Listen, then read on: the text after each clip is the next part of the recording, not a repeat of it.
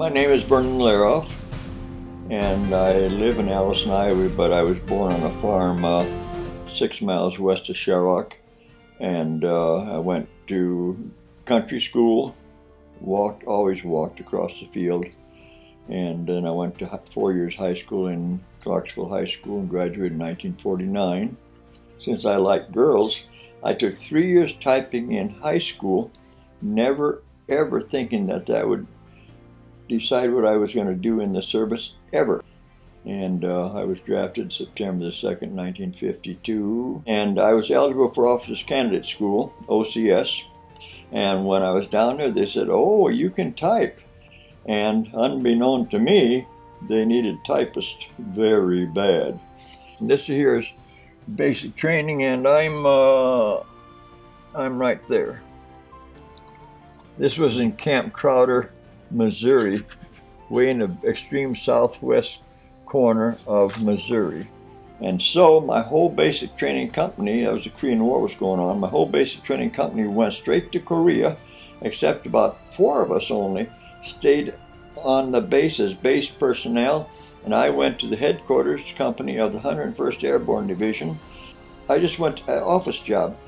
I was in division faculty is where I was. In division faculty, Colonel Locke was my boss, and anybody that came in the office had to get past me to go to Colonel Locke. And if they were a first or second lieutenant, why then I would go tell them, "Lieutenant's here to see you," and he'd tell me to bring him in. And if they were a colonel, his equal rank, then he would come out and talk to them. And so then I would draw a Jeep out every morning. I'd draw a Jeep out in his name. The reason it was in his name is so that I didn't have to wash it or service it when I brought it back. So I'd walk to the motor pool, and the stockade was attached to the motor pool so that the prisoners could wash the Jeeps and stuff up. And then I was acting postmaster for a headquarters company, and so then I'd walk across the street, and then at 5 o'clock I would get up on a raised platform. A raised platform, just like you've seen in old movies. And I would stand there. He would hand me bunches of letters, and I would stand there and call out the names and throw them out or pass them out to the soldiers. From there I went to the 2nd Army headquarters in Fort Meade, Maryland, and I was with the CIC. Now the CIC is, you need a security clearance to work there. It is Counterintelligence Corps.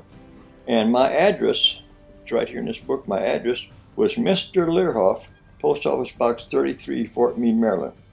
No rank, no serial number, no place where that letter went. Why? Because it was the CIC. And we had agents in the field in military clothes. We had agents in the field in civilian clothes. We were expected to kind of keep to ourselves because we had our own little compound and stuff like that, you know. And about every month, 6 weeks, they would change us to a different mess hall so that we didn't get too established with anybody. You never know what the spies and things like that were. See, and so then.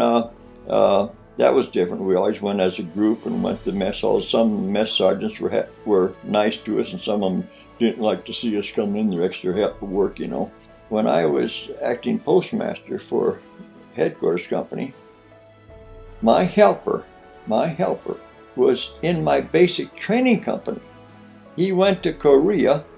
He got hit with a concussion grenade or a potato masher, what they're called, and it blew out both of his eardrums. And he was back. He would be in the post office while I was on duty. He'd be in the post office getting the mail and stuff set up. And he was basically, the kid went over there, had come back, and was my helper in the post office, and he was basically deaf. I and all of my brother-in-laws are veterans. In the times, that was very common to be a veteran. If you wasn't a veteran, you know, sometimes why people didn't like that too well. I know one guy was not a veteran. He got married instead and had a baby, and so a soldier come home and he got a quart of yellow paint and went right on his car, and yellow paint on the whole top of the car. You know, he's a coward, you know, or something. Yeah, so it could be quite emotional for those that didn't. I got discharged September the 2nd, 1954, and I got home September the 3rd. So when I come back, then we got married, got home the 3rd and got married on the 12th of September, just But 9 days later, we got married. So I was looking back. I had a lot of lucky things going on me in my service.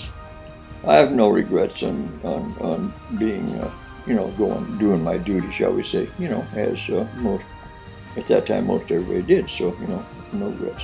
No.